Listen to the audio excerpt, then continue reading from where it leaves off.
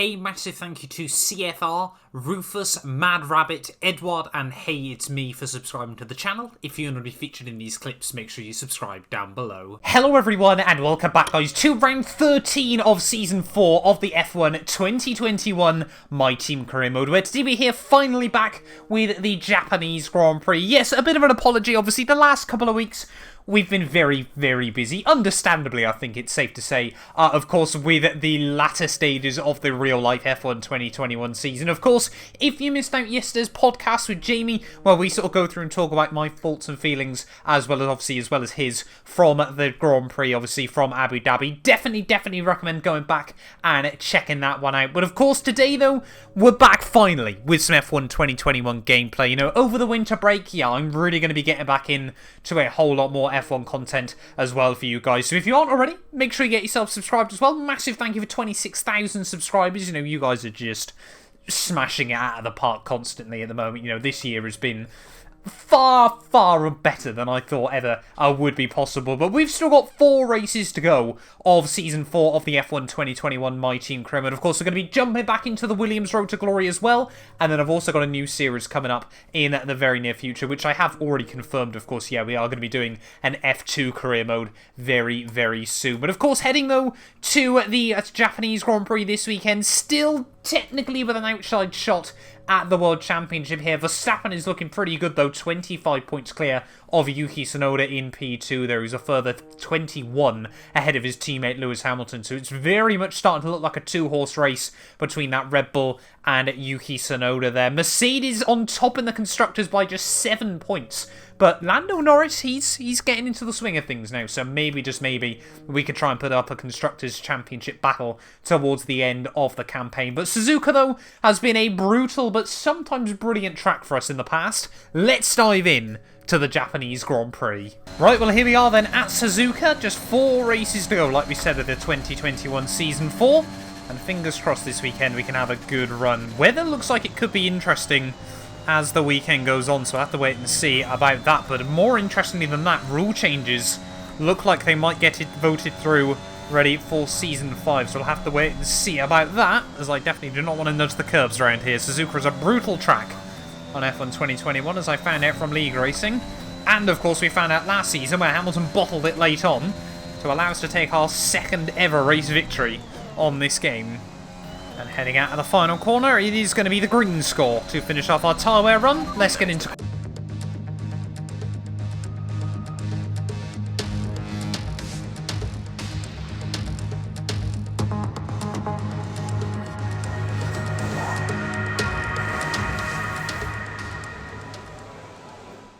Well, diving straight into Q2 then here in the Japanese Grand Prix. Of course, no real need to show Q1 anymore. It's always just both Haas, Williams and Alpha that are out by well over a second now at this stage of the year. None of them get within a second of P16, but pace isn't looking particularly perfect so far this weekend. Red Bull are looking rather infamous, and Perez is looking rather like he's got no idea where he is as we head through turn 1 there. That was lucky to avoid a big collision there. We're going to try and keep up the lap because we are on the mediums, of course, just try and get a banker on the board. But yeah, not a fan of that driving from Sergio Perez. I'm not a fan of that driving from myself either. That's just how brutal Suzuka is to race around on F1 2021. There just isn't a track like it now on the game where the back end will just break away rather freely, and we're not running a particularly aggressive setup either. May as well go for a 2nd run on these tyres, as we're definitely not going to make Q3 on them anyway. I just need to try and get a good banker in. Yeah, I don't believe a 136 is going to be good enough to see us through into Q2, unless it absolutely started bucketing it down. But it's just so difficult to really try and get a lap hooked up round here as we head into the S's once more. It's all about trying to get as close to without nudging the curbs as you can, which is much easier said than done. 1/4 of a second up though as we head out of the S's. Don't loop it. There we go, get nicely on the curbs, and there we go. That's going to be about 10 seconds. And I might have forgot to put enough fuel in the car to go for 2 runs there. You can see we're closing down towards no fuel left in the tank. Is it going to go just as we head in towards the final couple of corners? Let's just wait and see. Otherwise we may as well bail out the lap now. Take a lot of curb on the way in. Up towards the start-finish line. Oh, there we go. Oh, for God's sake. Well, I mean, it's still a 26.8, which is an okay banker. But we're still about a second off where we need to be, but we lost a good half second in that final turn alone. We've gone back out for our second run in quite a weird time in the session. I thought we may as well just go straight back out there and try to see if we need to go for a third run. Of course, if we don't find enough time here, we can bail out on the lap and then go again. But yeah, really got to try and get this nailed now as we head back down through turn 1. That's a lot tidier. There we go. Roll on the power on the exit. And then tip it in. 7th gear on the way into the S's is kind of insane. But just roll it between the curbs. It's such a track now about trying to be smooth. So we should actually try and get a bit of a switch back on ourselves up the hill. And there we go. Another couple of tenths up at the moment. That's what we like to see. In towards first Degner. Down 2 gears that time. And then again, just attacking the curbs on the exit there. Making sure we don't run too wide. Into the hairpin, 2nd gear, try to avoid locking the front inside wheel. I've actually had to move the brake bias around even more this weekend. Obviously 55 was always our go-to, but I think with the last upgrade you do on the brakes on this game, you actually have to bring it slightly rearward as we head now down into Spoon there. Actually tap the curb on the way in, but it helps us rotate the car through.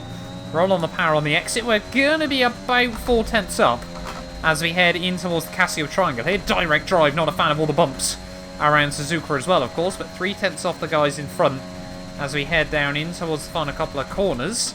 Braking just at the 100 metre board there. Attack the curb on the way in, short shift on the way out. Down towards the line. It's going to be 6 tenths up. How much more time are we going to find? It's going to be 1.2, but that only puts us 12th behind Sonoda. So we need to go back out there pronto and try and get another lap in, but we are not looking comfortable. And by the time we get back to the garage, we don't have enough time to go for another run here. You can see Lando Norris is only on a 24.5, but we're losing a second to our teammate there. 6 tenths in Sector 1, 6 tenths in Sector 2, and then obviously we're good in Sector 3, and he's done that on mediums, so no idea where we've lost all this pace from this weekend. We just don't seem to have the qualifying pace against anyone at the moment, but yeah, that's going to be us out in Q2 then for the Japanese Grand Prix. We may as well fast forward to the end of the session there, but that is heartbreaking. Right at the end, I think we got relegated even further towards the end there. We ended up P15, 1,000th of a second slower than Nicholas Latifi there, but clearly Lando's got the pace, up in fastest there at the end of the session at 23.4. There is no way I'd be able to find that sort of lap time in the car. You guys watch the lap. The AI are getting kind of scary. We come to you live today from the Mie Prefecture in the south of Japan's Honshu Island for a race that has seen many title deciders over the years. Some simple, some controversial, but all contributing to a legacy that makes the Japanese Grand Prix an indispensable stop in any Formula One season. 18 corners make up a lap of the incredible figure-of-8 Suzuka circuit, with 10 to the right and 8 to the left, for a distance of 3.6 miles. Average lap speeds around here are fairly quick. If it stays dry, then expect somewhere in the region of 136 miles per hour. Off the back of a fantastic qualifying session, it's time to see how our starting grid looks for today's race. Max Verstappen put in a fantastic lap yesterday, and he starts from pole position. And Lando Norris lines up alongside. Looking down the rest of the grid, we have Perez, Hamilton, Charles Leclerc and Sainz, Bottas, Gasly, Zhou and Esteban Ocon, Russell, Mazepin, Yuki Tsunoda. They'll be starting further back after an earlier grid penalty. Mr. Monaco, Stroll, Latifi, Callum Ilott and Daniel Ricciardo. They've taken a grid penalty. Giovinazzi, Mick Schumacher, Lundgaard and Robert Schwartzman.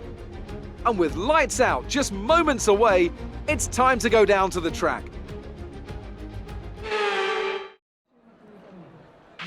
This is our engine supplier's home Grand Prix. Let's give them a race worth watching. Right, well here we are then, on the grid, ready for the Japanese Grand Prix, and yeah, like the team have said, this is definitely a track where Honda will want to see us do rather well here. Soft-medium is always the way to go here in Suzuka. Why on earth it recommends another strategy, I'm not really sure.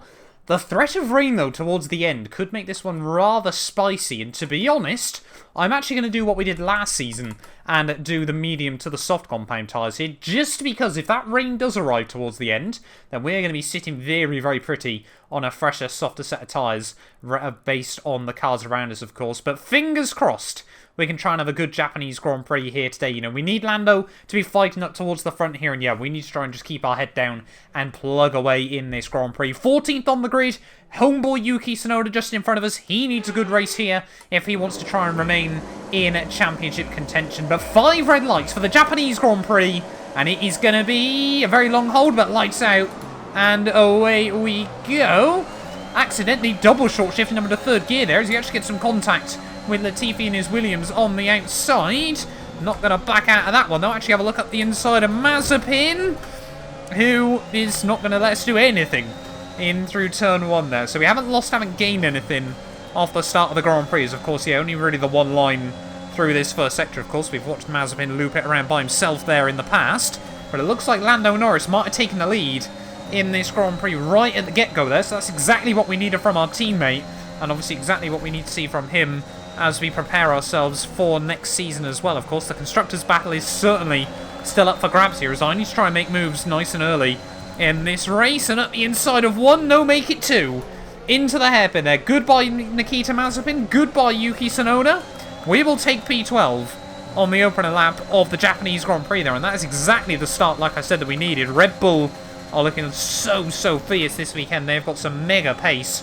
So if we can get up towards the front and help our teammate Lando Norris, that is going to be absolutely critical here. But again, we're focusing on what happens with the rain as well today, as we've actually got Tsunoda trying to come back at me in towards 130R here. I'm sure George Russell might try and help him out a little bit there as he makes some gains on the Aston Martin. Is it send time again? Yes, it is. Harder tyres, but we do not care. They're up the inside of George Russell. And, oh, we're running a little bit deep out the final corner. Lando Norris, though, leads the way at the end of lap 1, and we're up 3 spots into 11th, just outside the points. That's what we love to see. Coming to the end, though, of lap 2. Clearly the race pace is real in the car. This lap, we can use DRS when you are within 1 second of the car ahead and in the DRS zone. Not quite close enough to walk on in towards turn 1, but of course, yeah, we will start to get some DRS now in this Grand Prix. I think the key is just sticking close through these S's, and then, of course, yeah, being close enough to attack either into the hairpin or down in towards 130R as well here. But I'm sure, yeah, Ocon, of course, leaving the 2021 season rather happy with himself, has stacked up fairly well against Alonso, and of course has achieved his dream of a race victory in Formula 1 as well, or one of his dreams, I'm sure. Sticking, yeah, rather nicely towards the back of Esteban Ocon here. We can clearly see the Alpine logo just in front of us as we head down in towards 130R. Not going to have a look for it in the way in. Was Ocon actually rather strategically there? Whoa! Oh no, that's not rather strategic from Esteban Ocon. Oh, the engine's gone on the Alpine. We have to cut the final chicane there. That completely took me by surprise. And Ocon is out of the Japanese Grand Prix there. Holy moly.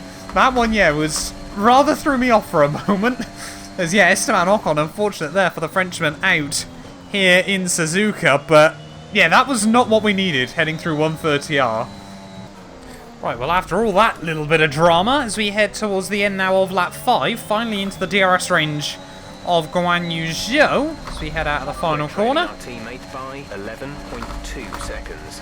11 seconds behind Lando Norris up the inside of Guan Yu Zhou into turn 1, though. Oh, a very feisty move. I thought the Chinese driver might back out a little bit earlier there.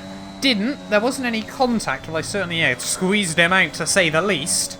And up now into 9th place of the Grand Prix. There is teammate Pierre Gasly 4 seconds up the road. I'm pretty certain we are, of course, now the highest medium tyre runner in this race, and the pace is still looking pretty good. Check your MFD for a new strategy option. Team coming up with a new strategy. They just want us to pit 1 lap later. Don't think we've got any real desire to do that. It'll be probably based on when we sort of see our teammate as well as other cars decide to box, but gap to Gasly is coming down a little bit more. Haven't really monitored the gap to Bottas in front of him in his McLaren. Yeah, Gasly now about a second we've taken out of him over the last few laps, so yeah, we're taking sort of 2-3 tenths a lap at the moment, which is good consistent pace. Obviously, again, it's Suzuka. Ahead is 3.2 seconds. You're always aiming for consistency here, as again we just tip it a little bit over the curbing, and all that pace you can close up suddenly just comes away again. Oh, there we go. First few runners into the pits, and Hamilton on hard tyres. A lot of them going onto hard tyres there, so that's rather interesting to see. I certainly wouldn't have much confidence on a set of hards around Suzuka. It's just not really a track that lends itself to that sort of rubber. Increasing our gap on the car behind by around a second a lap. I know I say that about a lot of circuits on F1 2020. I just don't think the hards really work at the end of the day. But yeah, that's really interesting to see. So if we can go on to softs and these guys are all on hards, we're going to have a big, big advantage. Gap to the car in front is 7.4 seconds. Lando is in the pits. Lando in the pits. There we go. Looks like we're going to see the rest of the front runners into the pits at the end of that lap then. So we should inherit the lead. No, we got Max Verstappen, who's opted to stay out just the one extra in this Grand Prix. So Max Verstappen, yeah, still 12 seconds up the road, and he's on a set of mediums as well. So that's going to be interesting to see whether he goes same strategy as I do, or whether he decides to pit onto a set of hards. You're up to P2. We got 5 seconds to Guan Yu Zhou, 7 seconds to our teammate Lando Norris. Perez, though, has come out on medium, so it's all changed in the order at the moment. So maybe Red Bull do think that's going to be possible. And are we then going to be able to see both of them attack Lando? And where could we fall into all of this? If, of course, the rain arrives. So there we go. Verstappen just now deciding he's going to start stretching his legs in this Grand Prix at 26.7 from the Red Bull with some clear air. Where are we going to be in comparison to that? 27.7. So we lost about a second for the Dutchman that lap. But now asking the team, they're not convinced we're going to see any rain in this race, so we'll have to wait and see about that, but maybe the rain is going the other way here. So we really have just been plugging away over the last few laps, just monitoring the gaps to the cars around us, and it's very much just been a story of everyone's been just going a little bit quicker than me, lap after lap. But yeah, very, very interested to see, obviously, that Verstappen has gone on what sort of I viewed as a very, very aggressive strategy in this race, of course. Saw what success it gave me last year, and Red Bull, yeah, really want to try and put him in a hot seat for the final few races of the campaign as well, which of course is super, super important. But I just keep worrying here and there as well. We run a bit wide through Spoon. Still just wondering if we're going to see any rain before the end of this one. I think there's just a lot of sort of dirt and dust in the air as well around this track. But there we go, Verstappen into the pits as well at the end of lap 16. So we are going for completely the same strategy this weekend by the looks of it, as we head now into the Casio Triangle. Not worth just leading for one lap, but yeah, very, very intrigued to see obviously where Max comes out relative to Lando and Sergio there. And I mean, yeah, he's going to have so much extra pace towards the end of this race anyway, even if he does come out behind them, which I'm not convinced he will. No, it looks like, yeah, look at that, Max Verstappen has actually overcut those two drivers as well in this Grand Prix by a good handful of seconds here. Where are we going to come out in this race? In comparison, we're going to be quite close, I think, to Pierre Gasly here. I'd kind of forgot about all of these guys that we were going to be battling with as well. Looks like we will overcut Pierre here, so yeah, the hard's really not working the way I'm sure a lot of people would have wanted to. But down in 8th place at the moment. I think today, again, is just a case of damage limitation and walking home with as many points as we can.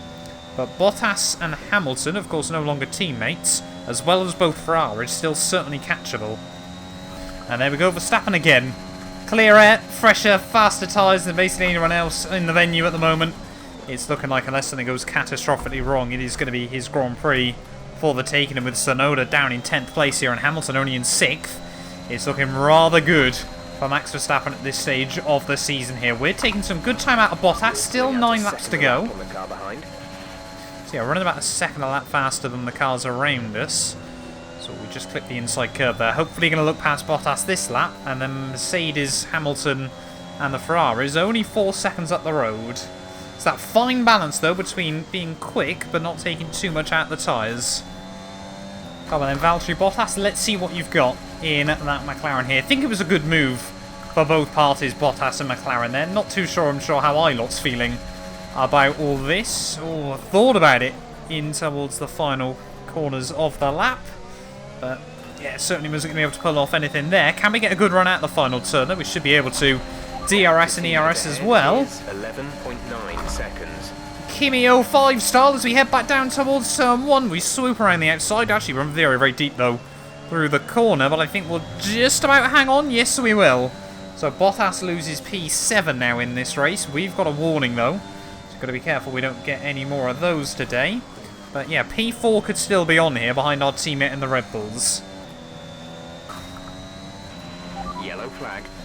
Oh, we got yellow flags out. Someone's got issues late on in the race. Is it the Haas car of, I'm guessing, Schwartzman just in front of us? Or is it something a bit more sinister for a bigger player? Might not be anything at all looking at it, actually. No, I think it's sorted itself out. Really getting into the latter stages now of this Grand Prix. 5 laps to go here from Suzuka. And it hasn't been the most eventful race in the world. But we certainly had enough chaos and drama in that Esteban Ocon moment early on in the race. Not a fan of getting stuck behind a lapped car in towards the S's, even that gap being about a second to Mick Schumacher in front. You can really feel the difference as he head through there, and of course in through the Degners as well. But it is going to be close between myself and Hamilton, as that is not the line through there. We have now got more yellow flags out though. It's one of the Red Bulls. I think it's Sergio Perez falling to the wayside in this Japanese Grand Prix there, so not what Honda want to see in their home Grand Prix, but Sergio Perez out here in Suzuka, and I'm sure, yeah, the team, as bad as it sounds, happy it's him and not Max Verstappen, of course. That might raise some eyebrows down at Red Bull, but it gives us P6, and now if we can get up to Hamilton and the Ferraris, a podium could still be on here. 4 laps of fuel remaining, 4 laps to go here from Suzuka, and I'm just getting a little bit worried that we might not have the pace on these softs to see us through to the end. That means we can still try to attack towards Lewis Hamilton here. Gap still hovering at just under 3 seconds when we cross the line. And I just think these tyres aren't quite giving us everything we need towards the end of this Japanese Grand Prix. But we're going to keep going. So you've got to try and avoid making any mistakes like we almost did there. But yeah, can't just help but feel this race is coming away from us right towards the very end. In a bit of a metaphor for the season. 2 laps to go, gap down to 2.4, and yeah, I'm just not convinced unless we start seeing some battling between those 2 Ferraris or Hamilton gets a run on sight somewhere. I just don't think this race is going to come our way here, but fair play to Ferrari. After a torrid start to the year, I think this is probably going to be, from what I can remember, their best result of the season so far. They, like I said, have not had a good season of it for the most part, so to be able to come here to Suzuka, a track that really does push a lot of aspects of a Formula 1 car here and look quick is mighty important for them as they look towards Season 5 as well. What is Giovinazzi doing? The car ahead, it's currently 2 seconds. A little bit scared of what Giovinazzi was going to try there, but I said about Hamilton and Carlos Sainz. Don't know if Sainz has made a mistake or just got held up behind Gio, but Hamilton is a whole lot closer as we start the final lap of the Grand Prix. Gap between us two down to 1.7. But I just don't think, no, it's not looking like I thought. If Hamilton can get something in towards turn 1, they're side by side, then we might have a chance here, but it's not looking like he's going to be able to on the final lap of this Grand Prix. But Max Verstappen, pole position, he's just at another fastest lap of the Grand Prix, dipping back down to the 24s, which was quicker than I could, of course, manage in qualifying. He has been in a different league this weekend. The Mercedes, they didn't wrap up the Constructors last season. It's not looking great for them to wrap up the Drivers' Championship this time around. Hamilton has been pretty much unstoppable throughout the entirety of this F1 2021 career mode up until now. Also, what, a 10-time Formula 1 World Champion at this point? No, 11-time. Is he 11? No, 10-time Formula 1 World Champion, sorry. Still in this hypothetical universe, of course, taking 3 more World Championships in a row, and now effectively 7 on the bounce. But Verstappen, just like we've seen in real life, he's going to win here in Suzuka, and he is looking very much in control now to try and take away this World Championship crown that Hamilton's had such a stronghold on for so many years in the past. Lando Norris is going to come through for P2. Ferrari and Charles Leclerc get a well-deserved podium with P3 there and back it up with 4th place as well at the end of the Grand Prix. Bottas has actually climbed right up to the back of us again by the end. Hamilton 5th, and we can only muster up 6th at the end of the day. That's the end of the race. We'll see you in Parc Fermé.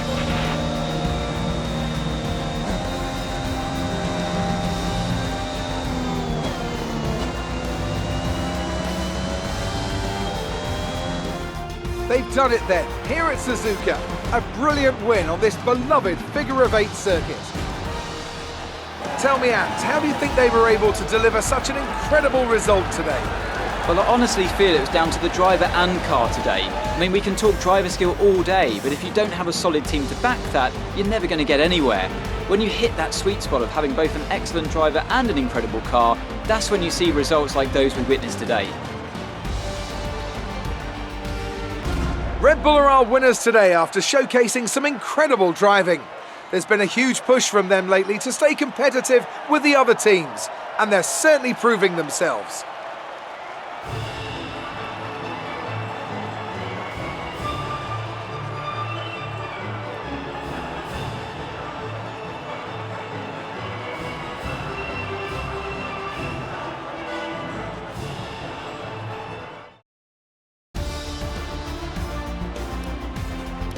So let's review the updated driver standings. Max Verstappen should be pleased with his performance, making gains at the top of the table.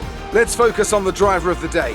Anthony Davidson, who do you pick? I have to give it to Mr. Monaco. Look at where they finished compared to where they started. It's not easy to cut through the field like that in Formula 1, so it was a great effort. Let's move on to the constructors. Red Bull take over as championship leaders. Meanwhile, Ferrari have improved their position.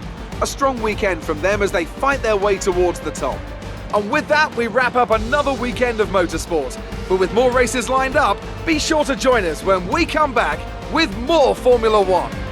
Well, there we are then, guys. The end of the Japanese Grand Prix, and Max Verstappen goes from looking pretty safe in the World Championship to pretty much wrapping it up with just 3 races to go of the season there. Like we said, pole position, fastest lap, race victory, 15 seconds out in front. Come the end of the day there, Red Bull have looked mighty all weekend long there. Charles Leclerc finishes just behind our teammate Lando Norris. That is a top 3 that I'm sure we'll see many, many times in the future there. Sainz in 4th ahead of Hamilton and myself. Bottas, Gasly, Tsunoda and Guan Yu Zhou rounding out your top 10 there. Yeah, I mean, Yuki Tsunoda, did pretty well to make up places during that race, but I'm sure a little bit gutted to only finish in P9 and behind his old AlphaTauri teammate when all is said and done there. You can see the rest of your finishers, no major surprises, I guess, obviously with the exception of Perez and Ocon both not making it to the checkered flag there. And it does mean championship-wise, of course, Perez, who was getting a little bit closer to us, now pretty much looking mathematically